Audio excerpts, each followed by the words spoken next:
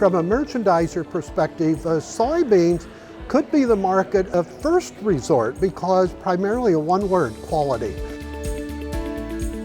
Hello and welcome to this edition of the State of Soy. I'm Aaron Putzi. I'm visiting with Jim Wiesemeyer. Jim serves as a policy analyst for Pro Farmer and Farm Journal. And Jim, we've had the opportunity to be traveling the state, visiting with soybean farmers. What is an issue or two that really seems to be top of mind right now as you engage with growers, not only here in Iowa, but across the country? One is the Farm Bill. We're in our nation's 19th Farm Bill. And the questions are, will we have a Farm Bill? Because most people think that there's so many differences in funding issues that we may not have one. And if that's the case, will it be extended? And if so, for how long? And the other one is the funding issues, because they need a lot more money to really improve Title I safety net for farm programs. In the case of soybeans, that reference price has to be increased. The second issue is trade policy. As they know that ever since the Trump administration and now the Biden administration, they're focusing on non-ag sectors for their trade policy, and that's a lot of uncertainty in the ag sector. Combines are rolling, farmers are in the field bringing in this year's crop, and it's really off and running. You have fielded some questions in visiting with soybean farmers about where the U.S. farmer ranks in terms of being a supplier to the world, whether on soybeans, whether on corn, whether on wheat. How does it stack up and how is it changing? Yeah, from a merchandiser perspective, soybeans could be the market of first resort because primarily a one word, quality.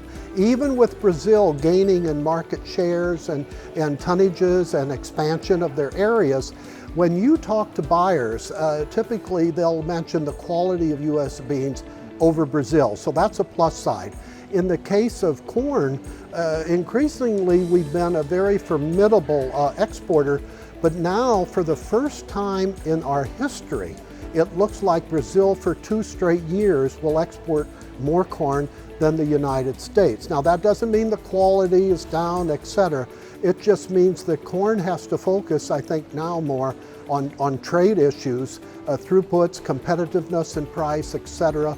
I've noticed that you really humanize the issues and you always remind farmers that it's people that are involved in everything we do. Why is that so important? Why is that a message that you really share to farmers? Well, because there's not just a bureaucrat. You have to know the people behind policy. And it can begin with the USDA Secretary, Tom Vilsack. What does he focus on? His key issues are climate change, demographics, and food stamps.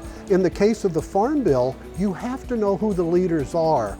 In the Senate Ag Committee Chair Debbie Stabenow, Democrat from Michigan, she's been through a couple of farm bills of which she's led, so you have to know what's important to her, and that's usually specialty crops, conservation programs, and urban agriculture. And this is her last farm bill because she's not going to seek re-election. So she wants another farm bill for her legacy.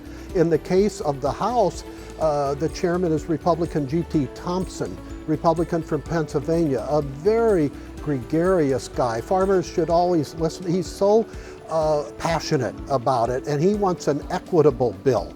But he knows agriculture is a risk management situation. Again, he wants to improve the Title I farmer safety net. Last question. You speak to the role of the checkoff and the soybean checkoff.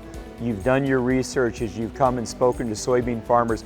What has stood out about the soybean checkoff? That you're farmer oriented, that you have practical programs that work with the private industry as well. That's how I like the stacking ability. And in my research over the years, I've always seen checkoff funds are in a big way is market research, that you're trying to further develop not only market access, but the utilization of your crops. And frankly, soybeans do one of the best jobs of that. You use your checkoff funds quite well. The concern I have is that there are some lawmakers who don't know the value of it, that they think taxpayers pay for checkoffs, and as we know, it's producer-led. And so we have to do some more education on this, and I think Congress is listening to that. So I don't see any draconian measures. But bottom line, checkoff funding works, and they follow what the farmer needs. Well, and again, it's a reminder, Jim, to that point of really talking about the value of the checkoff, but not just that, but also those proof points about how the checkoff is returning production and profitability to the soybean farmer. Certainly something we've been doing while we've been on the road at these meetings. Reporting for this edition of the State of Soy, I'm Aaron Putsey.